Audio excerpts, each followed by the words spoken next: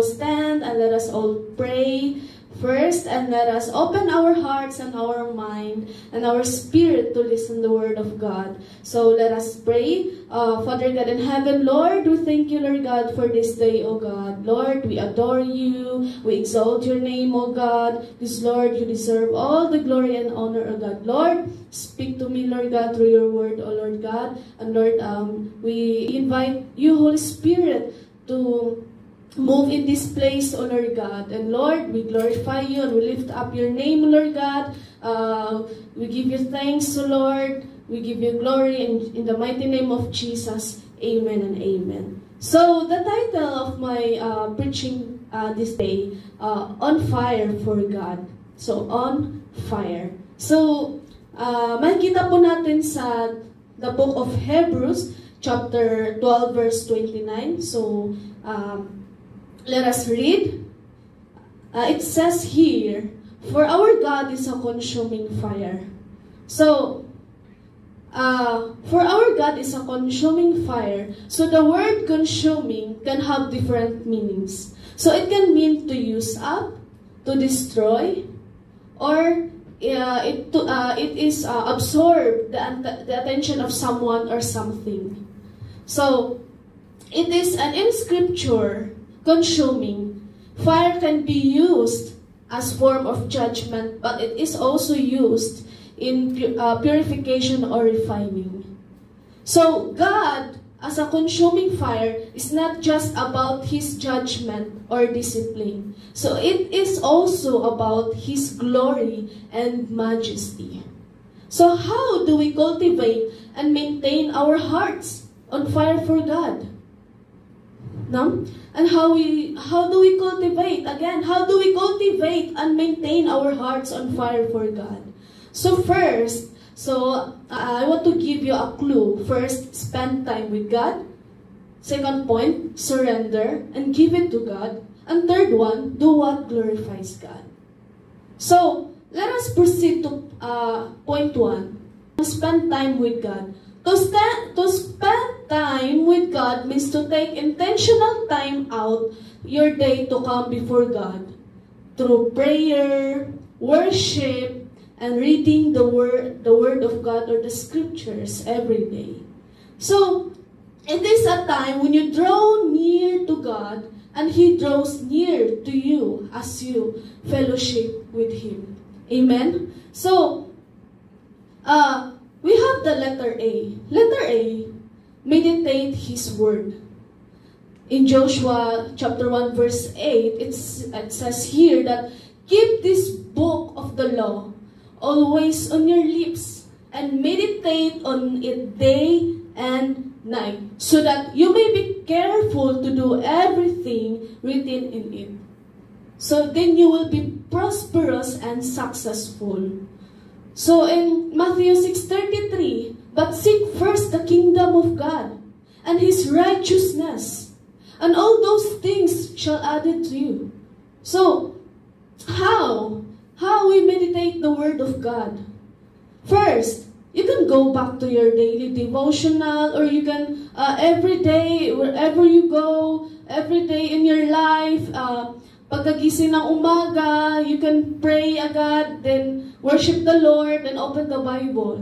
Okay? So, in our daily devotional, we can use our, either magbabasa ka ba ng isang chapter, or you can use the method of the devotional. There are different kinds of method of devotional. So, to meditate, then, is to think deeply about what God has said to us in the Bible, and to prepare our minds and hearts and for our prayer. Diba? So, Scripture is the foundation of our prayer. Meditation readies us for us it by helping us focus, understand, and to remember, and to worship, and to apply. Amen? So, why do we need to meditate God's Word? So, Scripture meditation is a spiritual discipline that helps our spiritual growth. So, in our quiet time, As we meditate on God's Word, you will see His wonderful works, learn the knowledge of God, and know the will of God. And the Holy Spirit will then work in your heart and help you to live the Christian life. He will help us the way that the daily walk with our God or our daily Christian life. Amen. And letter B, have a communication to Jesus or have a prayer life. Because prayer can restore or strengthen our intimacy with God. So it also can strengthen the relationship of our families, our friends, our brothers and sisters, and to all the people. And it is in regular communication with Him will help keep the passion for Him burning. So it is when God is seeking communion and fellowship with us, but we must respond. So only God can open up the human heart to know Him. So if we are on fire for God, we will develop the intimate relationship with the Lord. We will develop the intimate relationship He desires for us. He desires with us. So, yun, do not limit God on prayer. Do not limit Him. And never underestimate the power of prayer. And because prayer has the power to transform our lives. In Romans chapter 8:26, likewise the Spirit helps us in our weakness. And for we do not know what to pray as we ought, but the Spirit Himself intercedes for us with groanings too deep for words. So habang nagpe-pray po tayo, the Holy Spirit, ginaguide po tayo kung saan po tayo patungo. And the Lord guide our path na saan po tayo na babagay, saan po tayo na ikakabuti po sa atin. So, that is the words of the prayer. Kung ano pong masabi po sa atin sa bibig, kung ano pong i-communicate po natin kay Lord, ayan po. So, in James 5:16, therefore, confess your sins to one another and pray for one another, so that you may be healed. And the prayer of a righteous person has great power, and it is working. So these are the reference verses. In Colossians chapter 4 verse 2, continue steadfastly in prayer, being watchful in it with thanksgiving. And Matthew 26:41, watch and pray that you may not enter into temptation, so that the spirit indeed is willing, but the flesh is weak. So that is the work of how our prayer life. So prayer can restore and strengthen our intimacy relationship with the Lord. So letter C, apply God's word in your life. How? Remember His promises, and get a verse during daily time with God, and we can also memorize it. And reflect on how you can apply its teachings to your life during your devotional time. Also if we have Sunday service or every prayer meeting. So, ayan, we can apply God's word in our daily lives. So, in James chapter 1 verse 22, do not merely listen to the word and so deceive yourselves, don't do what it says. And Hebrews chapter 4 verse 12 to 13, let God's word reveal sin in your life and then confess it and ask to help you. And God's word also purifies our hearts and lead us into sanctification. And if the words is speaking to you, take it to heart. Not just to listen, but apply for it. No? And point number 2, surrender and give it to God. In Matthew 16, chapter 16 verse 24, then Jesus told his disciples, if anyone would come after me, let him deny himself and take up his cross and follow me. So what to surrender? Ano bang kailangan natin i-surrender? And paano ba tayo mag-surrender? What to surrender? How to surrender? What to surrender? Everything. Our whole life. Right? Surrender is literally giving up all control. And it is telling God that we are not big enough to deal with our worries, and He must take over it. All our worries, all our circumstances, di na po natin yan kontrolado. And when we finally let go of all our worries, so we give God room to wield His mighty arm in our lives. So once we surrender the Lord, so tingnan po natin kung ano pong magagawa ng ating Panginoon. Because we all know that He is the powerful. He is a powerful. Hallelujah. And how to surrender? Surrendering control is a daily. So when we surrender the Lord, moment by moment choice. Like every discipline in life, we must learn to surrender and give it to God. Before we sleep, before everything that we do, before pa natin gawin yung mga bagay, surrender it to God. Give it to God. Hindi po natin hawak ang oras, hindi po natin hawak ang panahon. So let God works for it. And the enemy seek every new day to cloud our mind with worries, doubts, and fears. So the devil wants there to be no room left for God in our lives.